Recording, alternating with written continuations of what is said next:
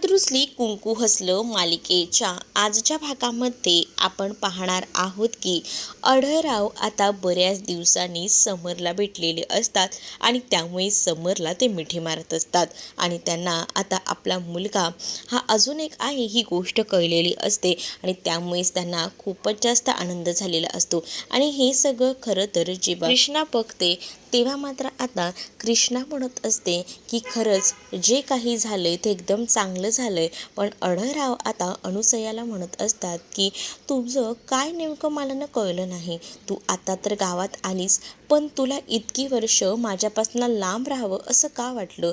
तेव्हा का वाटलं नाही की इथे यावं असं?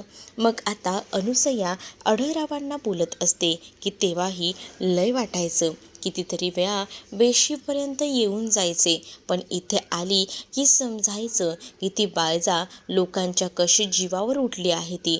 मग मीच विचार केला की काय उपयोग आहे आपण पुढे जाऊन, आपण माघारीच यायला हवं. कारण मी माझ्या मुलाचा विचार केला. मला माहिती होतं की पुढे जाऊन काहीतरी होऊ शकतं. त्यापेक्षा आपण जरा 4 पावलं मागे आलं तर सुखाने आपण आपल्या मुलाला तरी सांभाळू शकतो. कारण ती बाळजा इथे आल्यानंतर कळत होतं की किती खालच्या थराला गेलेली आहे आणि तिला जे हवं ते मिळवण्यासाठी ती काही देखील करत असते. आणि म्हणूनच तर मला या सगळ्या गोष्टींना नको नकोशा वाटत होत्या असंही आता म्हटलं जातं. आणि जेव्हा आता या सगळ्या गोष्टी इथे अनुसया सांगत असते तेव्हा अढळरावांना सुद्धा या गोष्टी पटत असतात. अढळरावही म्हणत असतात की तू बोलतेस ते बरोबर आहे. मला कळतंय की तुला ह्या सगळ्याचा त्रास होत होता, पण आपणही यातून काहीतरी काढलं असतं. पण जाऊ दे, एकंदरीत जे काही झालं त्यावरनं मला हे तर कळलेलं आहे की चल आता तरी निदान तू माझ्यासोबत आहेस ना, त्याचा आता मला आनंदच आहे. दुसरीकडे समरही म्हणत असतो की आम्ही बऱ्याच वेळेला प्रयत्नही केला, विचारही केला की पुढे आपण काहीतरी करू शकतो, पण नंतर ना आम्ही माघार घेतली. आम्ही विचार केला की नको, आपल्या बाजूनं उभं राहिलं या गावात कोणीसुद्धा नसणार आहे. आपल्यासाठी हे सगळं नवीन असणार आहे, त्यामुळे आम्ही गावाबाहेरच राहणं पसंत केलं असंही आता म्हटलं जात असतं. जेव्हा आता या सगळ्या गोष्टी सांगितल्या जातात ना, तेव्हा मात्र अढळराव आता या सगळ्या गोष्टींचा विचार करतात. पण आज ना खरं श्रेय जे आहे ते आपण सगळीजण मिळण्यामागे या माझ्या पोरीचं आहे. या पोरीनं तर मला एवढं खुश केलं आहे ना की काय सांगू. या पोरीकडं माझे लई मोठे उपकार आहेत आणि आता हे उपकार कसे फेडायचे ना, खरंच कधी कधी मला ना समजतच नाही. या पोरीनं माझ्यासाठी एवढं केलं आहे ना की ते कमीच आहे असंही आता इथे अढळराव बोलत असतात. त्याच वेळेला कृष्णा अढळरावांना बोलत असते की आबा प्लीज ना, तुम्ही असं काही बोलून मला लाजवू नका ना, मी तुम्हाला सांगते ना, असं प्लीज काही करू नका असंही आता म्हटलं जातं. आणि जेव्हा आता या सगळ्या गोष्टी बोलल्या जातात ना, तेव्हा कुठे जाऊन अढळराव म्हणत असतात की पोरी मला कळतंय गं, तुला ह्या सगळ्याचा त्रास होत असेल, पण थांब, आपले हेही दिवस जातील. पण आता कृष्णा जी आहे ती म्हणत असते की आपल्याला ना आता एकत्र येऊन आहे ना काहीतरी करायला हवं. म्हणजेच या बाळजाचा जो काही चाललेला आहे विजय, तो विजयच आपल्याला पराभूताकडे न्यायचा आहे आणि आपल्याला त्याचा शिमगा पार करून टाकायचा आहे. म्हणजे तिचा पराभूत करून त्या सगळ्या गोष्टी आता तिच्याकडनं नायनाट करून टाकायच्या आहेत. हाच मुख्य हेतू आता इकडे असणाऱ्या कृष्णाचा असतो. तर अढळरावही म्हणतात की हो, तू बोलतेस ते अगदी बरोबर आहे. पण दुसरीकडे अढळराव हे संतापलेले असतात. अढळराव आता काही गोष्टी करायला तयार असतात, पण त्यावेळेला आता त्यांना थांबवते. कृष्णा त्यांना सरळ म्हणते की रागाच्या भरात येत ना कोणतेही निर्णय घेऊ नका. रागाच्या भरात घेतलेला निर्णय हा खूप मोठा आपल्यासाठी घातकी ठरू शकतो.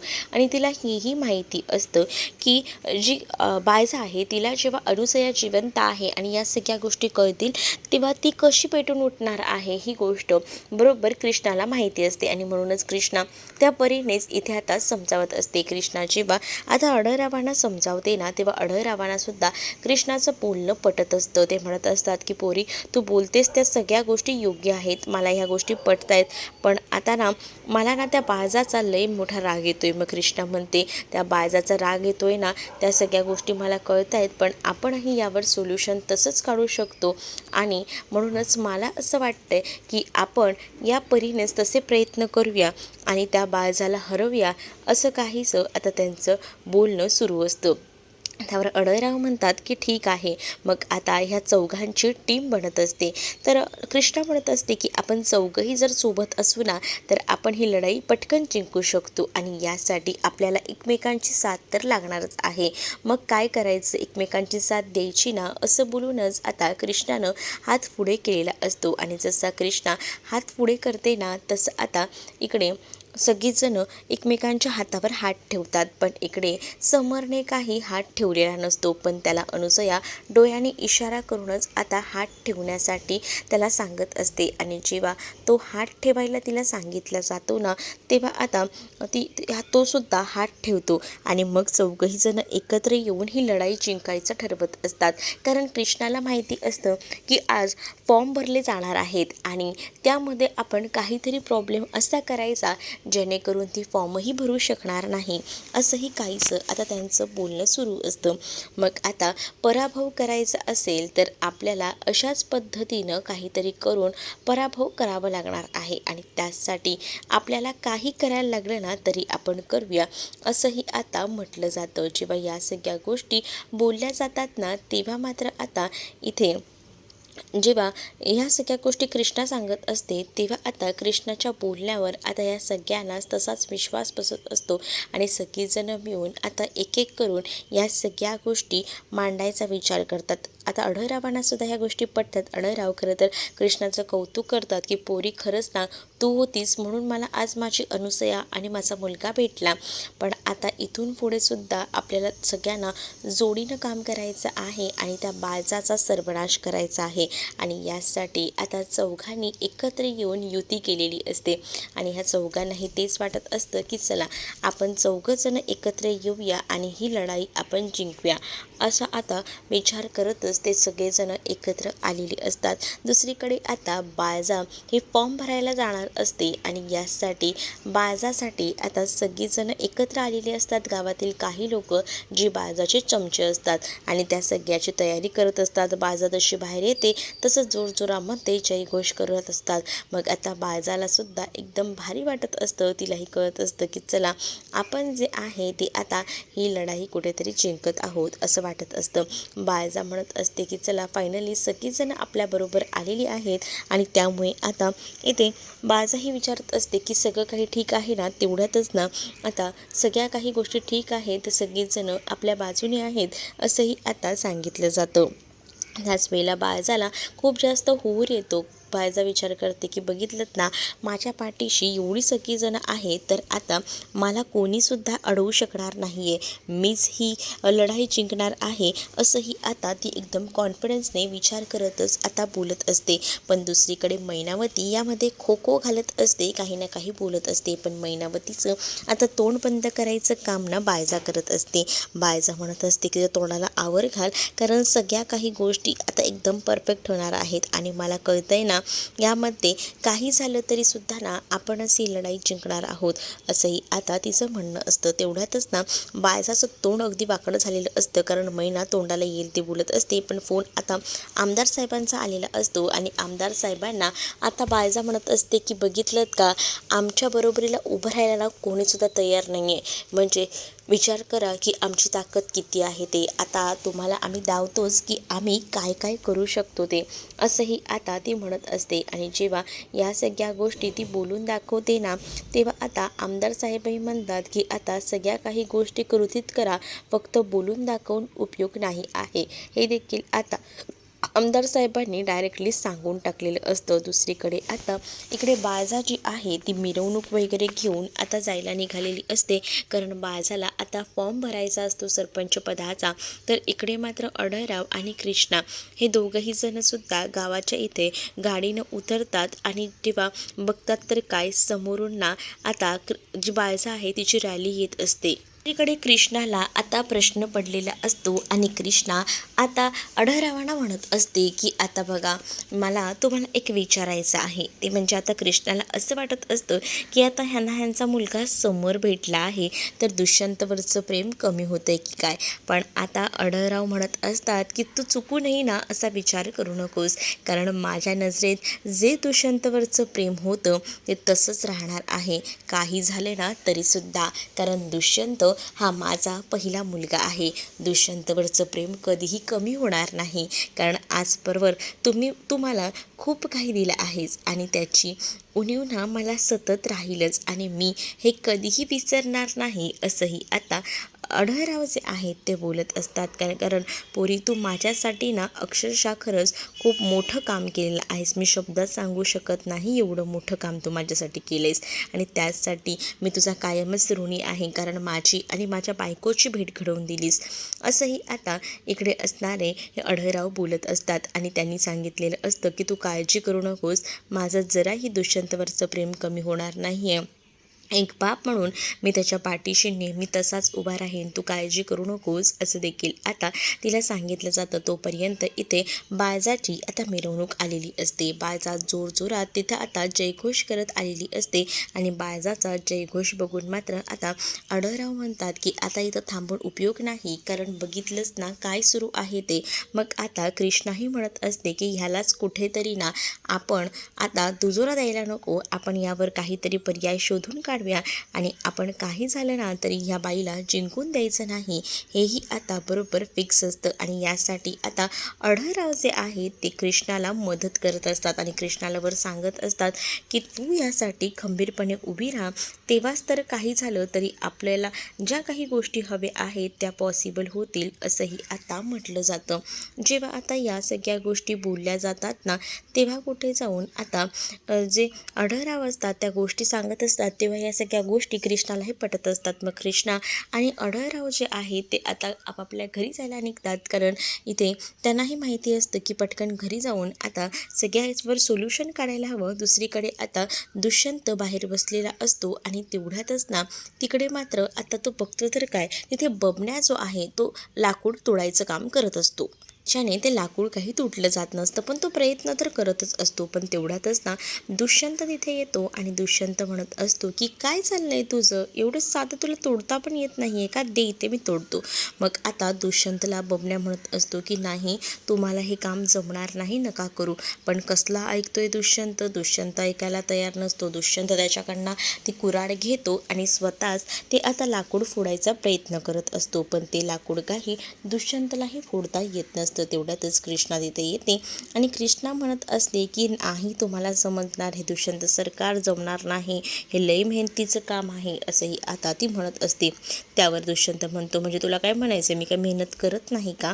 तर कृष्णा म्हणत असते की तसं नाही हो, हे फोडायची पण एक पद्धत असते, तुम्हाला नाही जमणार, हे एका शेतकऱ्याला जमू शकतं, असंही आता कृष्णा म्हणत असते. आणि मग कृष्णा दुष्यंतला स्वतःच ते लाकूड फोडून दाखवते आणि जसं कृष्णाने दाखवले तसंच आता दुष्यंतसुद्धा ते लाकूड फोडायचा प्रयत्न करत असतो. आणि जेव्हा तो लाकूड फोडतो ना, तेव्हा आता त्याला आनंद झालेला असतो आणि त्यानंतर मात्र आता त्यांचं बोलणं सुरू असतं. मग आता कृष्णालासुद्धा दुष्यंतकडे बघून हसू येत असतं, कारण तो पण काही ना काही आता शिकतच असतो. म्हणजे त्याचं जे काही स्पिरिट असतं हे बघूनच ना खूप जास्त आनंद कृष्णाला होत असतो, कारण कृष्णा मनोभावे सगळंच काही करत असते. आणि त्यातच बबण्या जो आहे तो मात्र आता म्हणत असतो की चला, एकदाची लाकडं फोडून झालेली आहेत, आता सगळं काही झालं. पण तेवढ्यातच ना गावातली काही लोक इकडे कृष्णाच्या नावानं हाका मारतच आलेली असतात. सगळीजणं बघू लागतात की नेमकं काय चाललं आहे.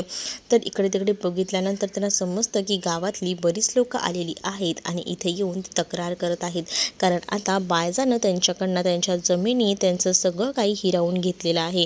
का तर तिला आता या निवडणुकीला उभं राहायचं आहे आणि ही लोकांच्या हातात ना आपण सगळं काही हिसकावून नेलं तर ही लोक आपल्याला नक्कीच मदत करतील, असं काहीसं तिला वाटत असतं.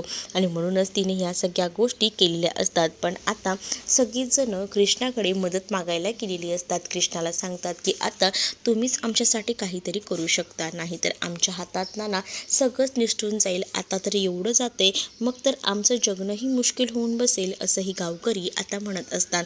गावकरी जेव्हा हे सगळं काही बोलतात ना, तेव्हा मात्र आता दुष्यंतला कळत नसतं की काय करावं.